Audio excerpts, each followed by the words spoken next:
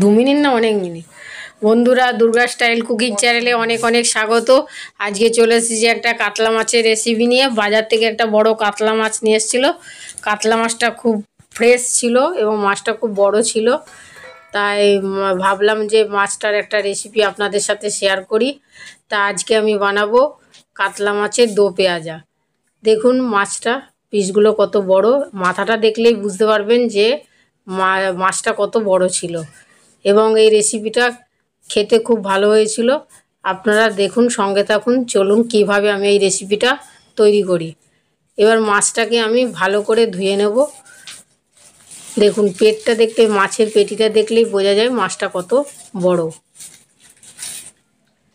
এবার আমি প্রতিদিন তো রান্নাঘরে বেশি নেই মাছটা ধুই, তবে এবারে আমি বাইরে গিয়ে মাছটা ধরবো। বাইরেও আমাদের কল আছে, তাই ওখানে নিয়ে যেয়েই মাছটা আমি ধোবো।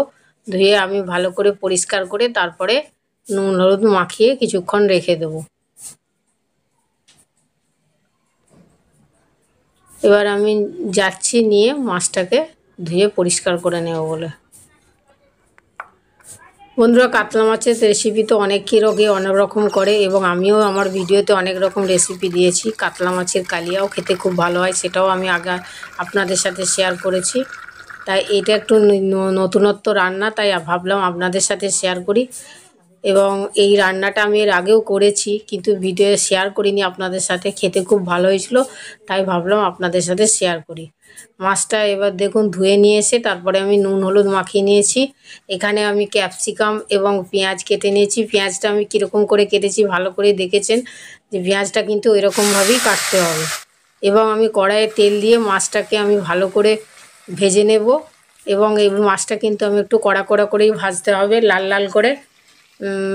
একটু কাঁচা রেখে ভাজলে হবে না, তাহলে খেতে ভালো হবে না, এটা আস্তে গন্ধ ছাড়বে। সেই জন্য মাছটা আমি কড়া করে ভেজে নিচ্ছি। এক পিঠটা ভালো করে ভাজা হয়ে গেছে, দেখুন লাল লাল হয়ে গেছে। তারপরে আমি অন্য পিঠটা উল্টে দিচ্ছি, দিয়ে আমি ওই দিকটাও ভালো করে ভেজে নেব। এই রকম করে আমি সব মাছগুলোই ভেজে নেব। তবে সব মাছগুলো আমি এখানে রান্না করছি না, মাছের মাথাগুলো রেখে দিচ্ছি, কেন আমার ওগুলো লাগবে না।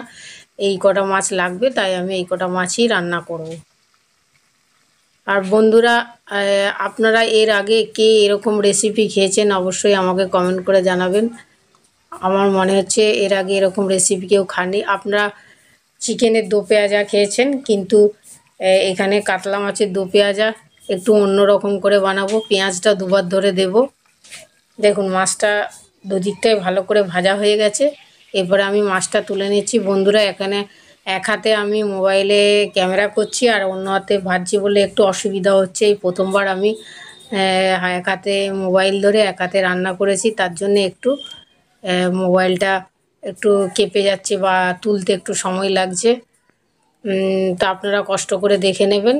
দেখুন মাছটা তুলে নিয়ে কড়াইয়ের মধ্যে আমি তেল ছিল আর একটু তেল দিয়ে দিয়েছি। দিয়ে তারপরে আমি কোচানো পেঁয়াজ রেখেছিলাম, সেইটা আমি দিয়ে দিলাম। এখন একবার পেঁয়াজ দিলাম, দো পেঁয়াজার নাম, কারণ আরও একবার আমি পেঁয়াজ দেবো। যে পেঁয়াজটা ক্যাপসিকামটা কেটে রেখেছি সেটা আমি পরে দেব।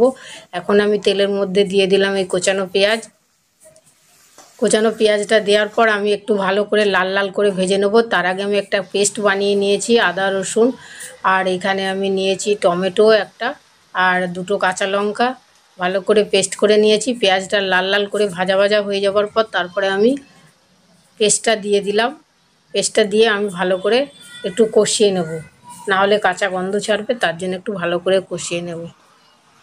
দেখুন আমি এবার পেঁয়াজের সাথে ভালো করে এটাকে আমি কষিয়ে নিচ্ছি। ভালো করে কষানো হয়ে গেলে তারপরে আমি যে পেঁয়াজ আর ক্যাপসিকামটা কেটে রেখেছি সেটা আমি দেব একটু পরে, এটা কষানো হয়ে যাওয়ার পর। এবারে এখানে আমি কিছু গুঁড়ো মশলা দেব। যেমন এইখানে আমি দেব একটু, যদিও আমি কাঁচা লঙ্কা আদা রসুন পেস্টের সঙ্গে দিয়েছি, তবু কাঁচা লঙ্কাগুলো খুব একটা ঝাল নেই, তার জন্য আমি এখানে দেব একটু রেড চিলি পাউডার কালার হওয়ার জন্যে। আর এবং আমি এখানে একটু লঙ্কার গুঁড়োও অ্যাড করব। দেখুন ভালো করে কষানো হয়ে গেছে, তারপরে আমি দিয়ে দিলাম হলুদ গুঁড়ো। হলুদটা আমি আগে দিইনি, এখন দিলাম। তারপরে দেব লঙ্কার গুঁড়ো। এই যে এখানে দিয়ে দিলাম লঙ্কার গুঁড়ো, এটা ঝাল হওয়ার জন্য। আর একটু সামান্য দিয়ে দিলাম red chilli powder, just colour হওয়ার জন্য। এবার এখানে আমি লবণও দিয়ে দিলাম, দিয়ে আমি এটাকে ভালো করে কষিয়ে নেব। এটা ভালো করেই কষাতে হবে, কষানোটা একটু কম হলে হবে না, ভালো করেই কষতে হবে, নাহলে খেতে ভালো হবে না। এখানে আমি একটু অল্প জল দিয়ে দিলাম, কারণ মশলাটা কড়াইয়ে লেগে যাচ্ছিলো, তাই সামান্য একটু জল দিয়ে এটাকে আমি জল দিয়ে আর একটু কষিয়ে নেব। যদি কড়াইয়ে লেগে যায় তো পোড়া গন্ধ ছাড়বে, সেই জন্য আমি একটু সামান্য জল দিয়ে দিয়েছি। দিয়ে এটাকে আমি ভালো করে কষিয়ে নিচ্ছি। নেওয়া হয়ে যাওয়ার পর আমি এখানে টক দই দিচ্ছি 3 চামচ। আপনারা চাইলে টক দইটা ফেটিয়ে দিতে পারেন, আমি এখানে টক দইটা ফেটাইনি, এমনিই দিচ্ছি।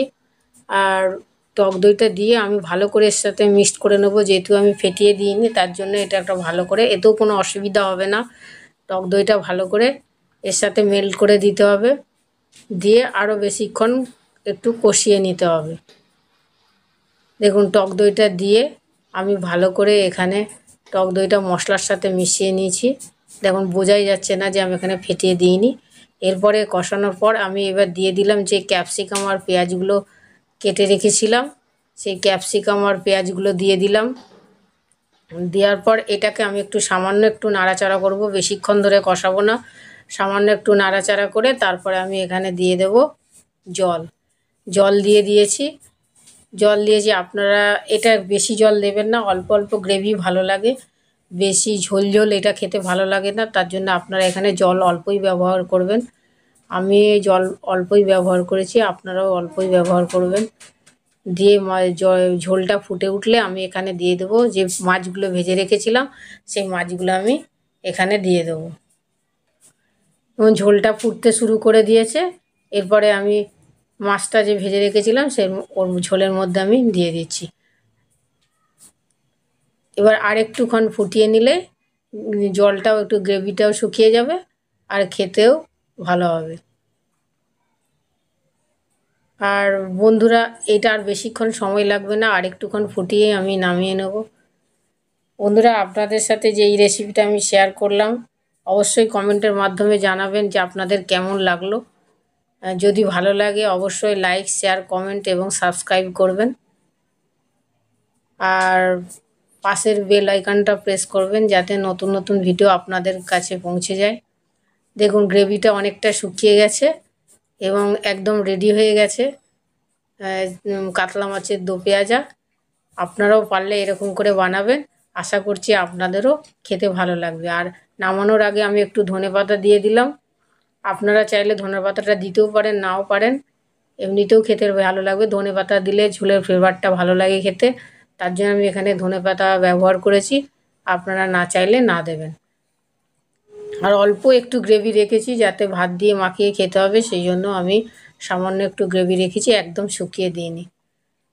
আর এটা অল্প অল্প গ্রেভি ভালো লাগে। পুরো ভিডিওটা দেখার জন্য আপনাদের ধন্যবাদ। আপনারা ভালো থাকবেন, সুস্থ থাকবেন।